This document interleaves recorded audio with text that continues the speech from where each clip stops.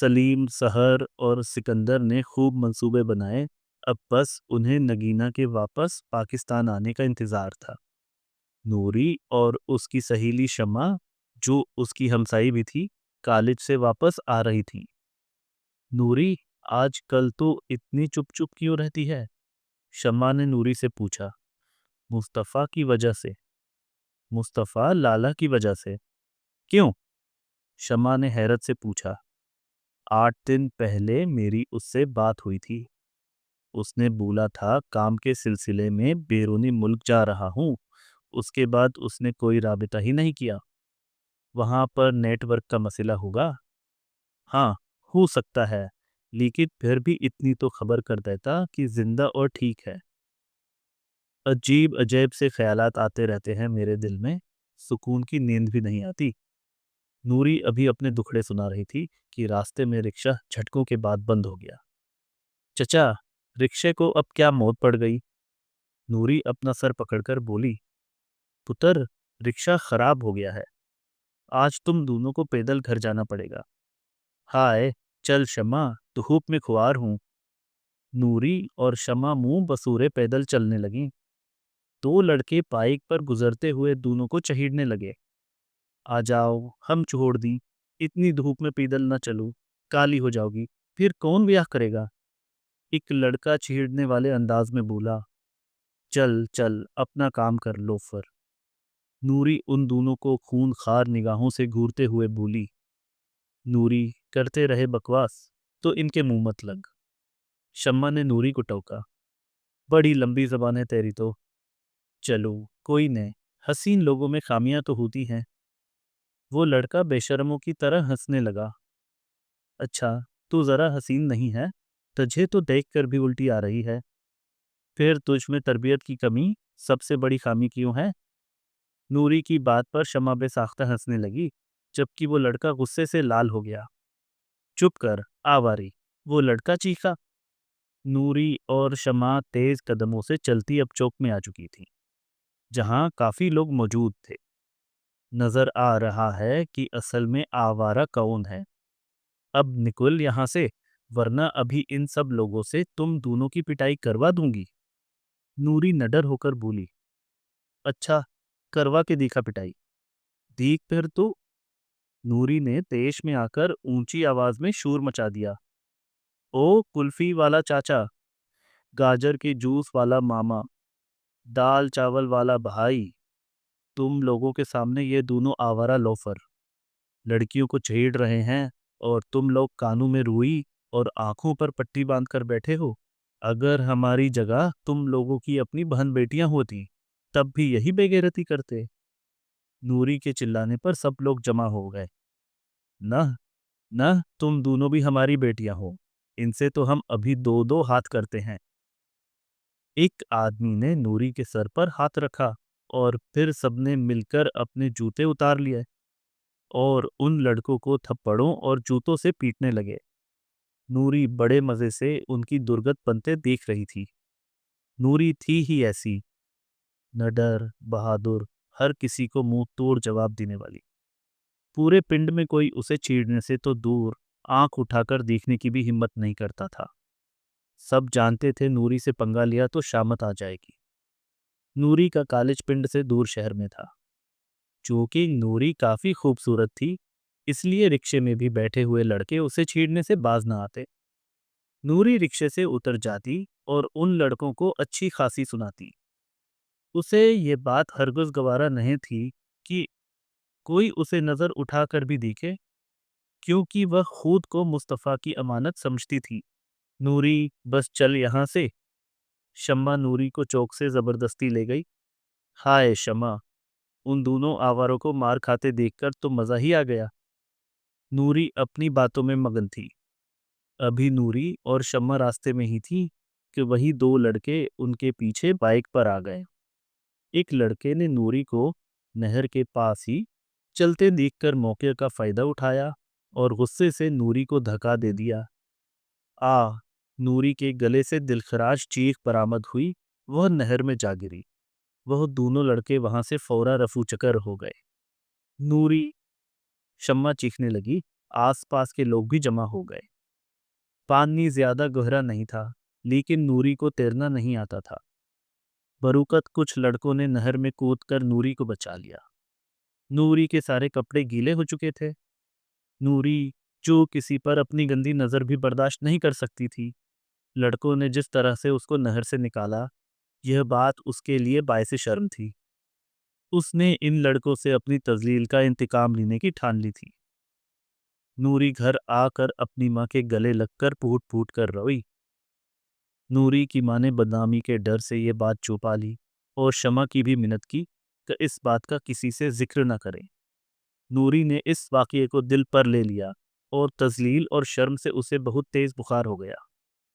مصطفیٰ، دیکھ تیری نوری کے ساتھ کیا ان غلیظ لوگوں نے۔ کاش تو یہاں ہوتا تو کسی میں ہمت نہ ہوتی میرے ساتھ ایسا کرنے کی۔ نوری کو آج مصطفیٰ کی شدت سے یاد ستا رہی تھی۔ نوری نے مصطفیٰ کو فون ملایا، لیکن اس کا فون بند جا رہا تھا۔ کیا مصیبت ہے؟ کتنے دنوں سے ہی اس کا نمبر بند جا رہا ہے۔ نوری غصے سے رونے لگی۔ مصطفیٰ کے ابا اور سب بہنیں نوری کے بخار کا سن کر اس کی عیادت کو گئے۔ نوری نے سب کو کل والا واقعہ بتایا۔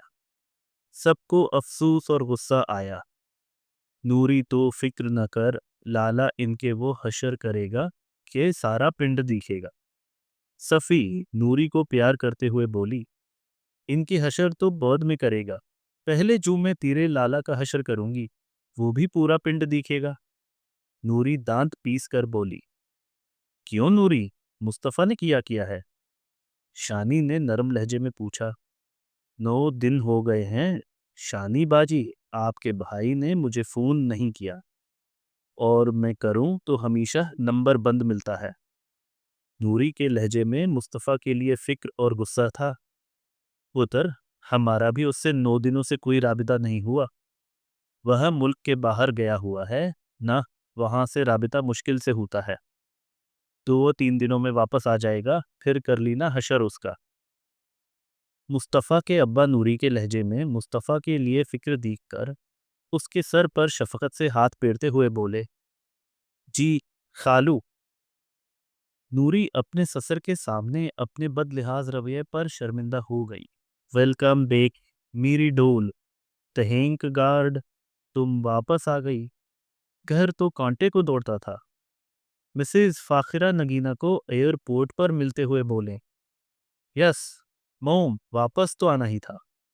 نگینہ منہ بسورے بولی، نگ تم ابھی بھی واپس نہیں آنا چاہتی تھی؟ موم، یہ ٹور میری لائف کا سب سے اچھا تھا، بہت انجوائے کیا میں نے۔ نگینہ کو خوش دیکھ کر مسز فاخرہ کو دلی سکون ملا۔ السلام علیکم۔ مصطفیٰ نے مسز فاخرہ کو سلام کیا۔ وعلیکم السلام۔ نگینہ، میں جاؤں؟ مصطفیٰ نے نگینہ سے اجازت طلب کرتے ہوئے لہجے میں پوچھا۔ ہاں مصطفیٰ، جاؤ، لیکن پلیز جلدی آ جانا۔ کہاں جا رہا ہے یہ؟ مسز فاخرہ ہمیشہ کی طرح بدتمیزی سے بولی۔ آفس۔ مصطفیٰ نے یک لفظی جواب دیا اور وہاں سے چلا گیا۔ اکڑ دیکھی ہے تم نے اس کی، وجہ تک بتانا گوارا نہیں سمجھا اس نے۔ اور چڑھاؤ تم اس کو سر پر میز فاخرہ ترخ کر بولیاں۔ موم، وہ پہلے سے ہی تھکا ہوا ہے، اوپر سے اس محمود قریشی نے اس کے آتے ہی میٹنگ رکھ دی ہے، اس لیے ایسا رویہ تھا اس کا۔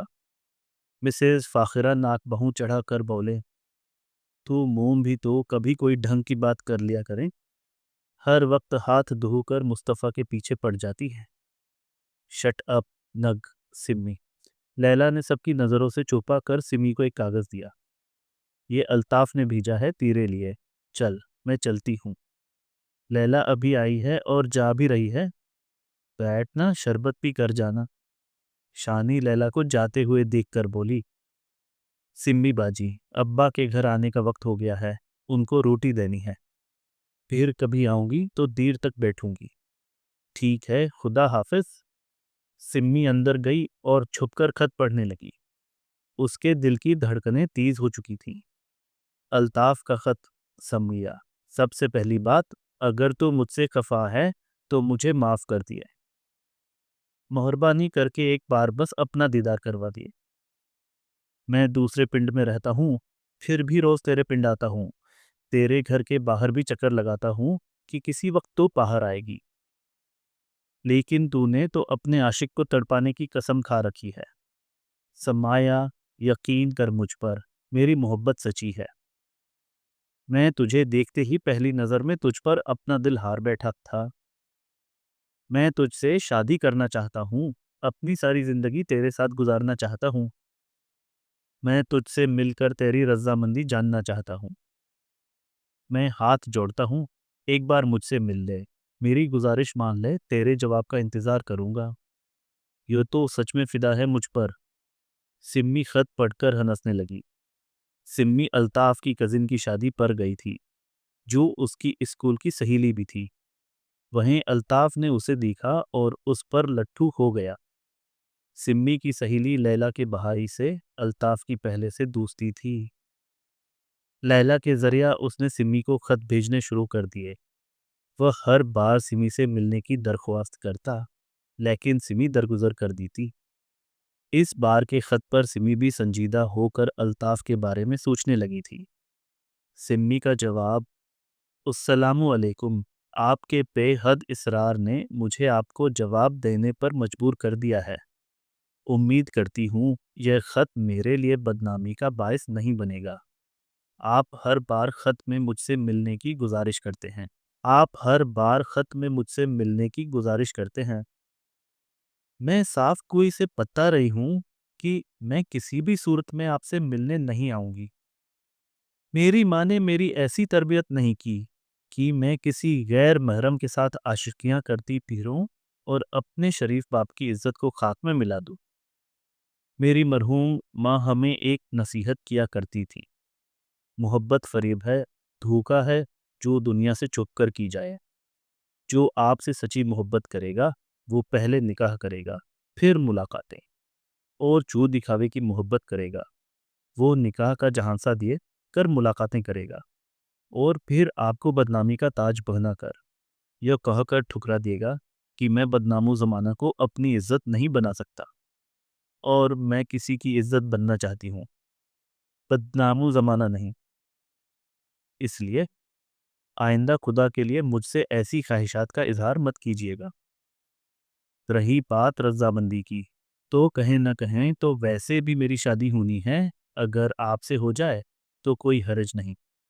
جس دن آپ کا نام میرے نام سے جڑ گیا اس دن آپ کو آپ کی یہ محبت سوچ سمیت واپس مل جائے گی۔ سمی نے نہایت تہذیب والا خط لکھا اور لیلا کے ذریعہ الطاف کو بھیج دیا۔ میٹنگ اٹینڈ کرنے کے بعد مصطفیٰ نے اپنے گھر فون کیا۔ سب سے پہلے مصطفیٰ نے اپنے ابا سے بات کی۔ السلام علیکم ابا۔ وعلیکم السلام پتر، کیسا ہے تو؟ خیر سے واپس آ گیا؟ جی ابا، آج ہی واپس آیا ہوں۔ آپ کی طبیعت کیسی ہے؟ وقت پر دوائیں لے رہے ہیں نہ؟ ہاں پتر، رابطہ ہی نہیں کیا تو نے کتنے دنوں سے؟ ابا، نگینا وہاں پرسائے کی طرح میرے ساتھ رہتی تھی۔ وہاں نہ مجھے کسی کو فون کرنے دیتی تھی اور نہ ہی اٹھانے دیتی تھی، اس لیے میں اپنا فون ہی بند کر دیتا تھا۔ چل ٹھیک ہے، نوری سے بات کر لینا، وہ بہت تپی ہوئی ہے تجھ پر۔ کیوں؟ مصطفیٰ کے ابا نے اس کو نوری کے ساتھ ہونے والے واقعے کا بتایا۔ یہ سب سنتے ہی مصطفیٰ کی غصے سے رگیں تنگ گئیں۔ مصطفیٰ نے نوری کو کئی بار فون کیا، لیکن وہ ہر بار غصے سے فون کاٹ دی تھی۔ مصطفیٰ نے اپنے خالو کے نمبر پر فون کیا۔ حال حوال پوچھنے کے بعد انہوں نے فون نوری کو دیا۔ نوری کو مجبوراً بات کرنی پڑی۔ ہمم پول آ گیا یاد کہ پیچھے بھی کسی کو چھوڑ گیا تھا تڑپنے کے لیے۔ نوری فون کان سے لگا کر تانیہ بولی: نوری، طبیعت کیسی ہے اب تیری؟ بخار اترا؟ مصطفیٰ نے فکرمندی سے پوچھا۔ تجھے کیا، میں مروں یا جیوں؟ نوری، تیرے جینے سے ہی تو میری سانسیں چل رہی ہیں، اور تیرے مرنے پر میری سانسیں بھی رک جائیں گی۔ مصطفیٰ کے انوکھے اظہار محبت کے انداز نے نوری کے اندر ہلچل سی مچا دی۔ اس کا سارا غصہ جھک کی طرح بیٹھ گیا۔ نوری، چپ کیوں ہے؟ مجھ سے لڑ لے۔ تو کہے تو میں وہیں آ جاتا ہوں، پھر بے شک میرا سر پھاڑ دینا۔ لیکن مجھ سے خفا مت ہونا، تیرا روٹنا مجھ سے برداشت نہیں ہوتا۔ مصطفیٰ جذباتی ہو گیا۔ جا، تجھے معاف کیا، تو بھی کیا یاد کرے گا؟ نوری احسان جتاتے ہوئے بولی، شکریہ نوری صاحبہ۔ نہیں نہیں، شکریہ تو آپ کا، مصطفیٰ صاحب، کہ آپ نے کئی دنوں بعد اسنا چیز کو اپنی آواز سنانے کا شرف بخشا۔ نوری، کیا نوری، کہاں تھا تو کچھ خبر ہے تجھے؟ میرے ساتھ یہاں کیا ہوا ہے؟ نوری شکوہ کرتے ہوئے بولی، نوری، میں ملک سے باہر تھا، وہاں سگنلز بالکل بھی نہیں ہوتے، بتا میں کیسے رابطہ کرتا؟ مصطفیٰ کو مجبوراً جھوٹ بولنا پڑا۔ اچھا نوری، مجھے نام بتا ان لڑکوں کے جنہوں نے میری نوری کو چھیڑنے کی جرات کی ہے، پھر دیکھ میں کرتا کیا ہوں ان کے ساتھ۔ مصطفیٰ تب کر بولا، نام ہی تو نہیں معلوم، وہ ہمارے پنڈ کے نہیں ہیں، میں نے پہلے ان کو کبھی نہیں دیکھا۔ پھر انہیں سزا کیسے ملے گی؟ سزا تو میں ہر قیمت پر ان لوفروں کو دلوا کر رہوں گی، ڈھونڈ نکالوں گی میں ان گنڈوں کو، اور پھر ایسا پرچہ کروں گی کہ ساری زندگی جیل میں سڑیں گے۔ ہم نوری، ابھی پرسکون ہو جا، ڈھونڈ لیں گے ہم ان کو اور سزا بھی دلوائیں گے، تو پریشان نہیں ہو اور اپنا خیال رکھ۔ مصطفیٰ پیار سے نوری کو سمجھانے لگا۔ ٹھیک ہے۔ مصطفیٰ اور نوری کو 2 گھنٹے ہو چکے تھے فون پر بات کرتے، لیکن ان کی باتیں ختم ہونے کا نام نہیں لے رہی تھیں۔ مصطفیٰ کے فون پر نگینہ کا فون آنے لگا تو اسے مجبوراً فون کاٹنا پڑا۔ جی نگینہ۔ مصطفیٰ، کس سے بات کر رہے تھے؟ نگینہ اپنے گھر والوں سے۔ فری ہو گئے تم؟ جی گھر آ رہا ہوں۔ مصطفیٰ، میں اپنی فرینڈز کے پاس جا رہی ہوں، گھر لیٹ آؤں گی۔ ٹھیک ہے نگینہ، بائے۔ مصطفیٰ جانتا تھا نگینہ اپنی فرینڈز کے پاس نہیں بلکہ کلب جا رہی ہے۔ نگینہ کا کلب جانا مصطفیٰ کو بہت برا لگتا تھا، لیکن وہ جانتا تھا اگر وہ نگینہ پر جائز بات کی بھی روک ٹوک کرے تو مسز فاخرہ اور نگینہ اس بات کو اپنی توہین سمجھتی ہیں، اس لیے اس نے نگینہ کو اس کے حال پر چھوڑ دیا تھا۔ نگینہ کلب گئی، وہ شراب کی ترسی ہوئی تھی۔ کلب جاتے ہی شراب کی بوتل کو منہ سے لگا کر پینے لگی۔ ویلکم میرا شکار، سلیم، جو اس کی خاطر پہلے ہی کلب میں موجود تھا، نگینہ کو دیکھ کر اس کے چہرے پر شیطانی مسکراہٹ چھا گئی۔ آج وہ اپنے مقصد کے پہلے منصوبے کو سر انجام دینے والا تھا۔